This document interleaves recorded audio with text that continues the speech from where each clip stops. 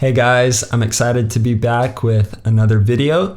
In case you missed the previous videos, I have a link to those videos in the description of this video, so you can go back and watch those if you want to. Again, in this little series, we're talking about the theme of God dwelling with his people, Immanuel, God with us. And we've previously looked at how God was there in the garden, and after he made everything, well, as he was making everything, he did it so intimately with his own hands, with his own breath, and how he wants to be with his people. In this video, we're going to look at the time period when the Lord brought his people out of Egypt.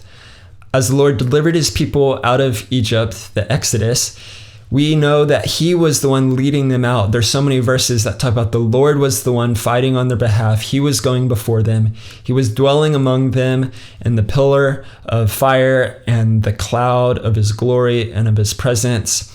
And when he brought them to Mount Sinai, he came down in his presence and made covenant with them. He was wanting to be with them just as a bridegroom with his bride.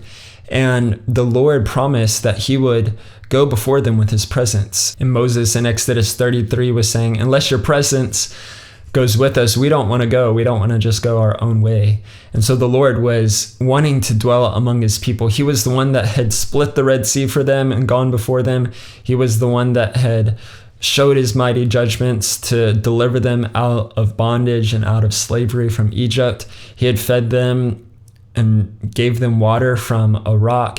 He was nurturing and providing for them and showing himself mighty, just as a husband towards his bride. And really the Lord, just as in the garden, was screaming, I want to be with you. I want to be near you.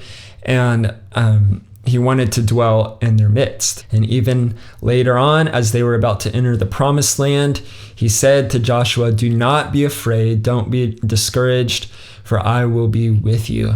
And so again, God wants to be with his people. So take that as an encouragement today that the Lord is with you. He wants to be with you. He's for you. You don't have to fear or be discouraged. In the next video, we'll look a little bit into the tabernacle of Moses, as well as Solomon's temple. So I look forward to the next video and hope to see you there.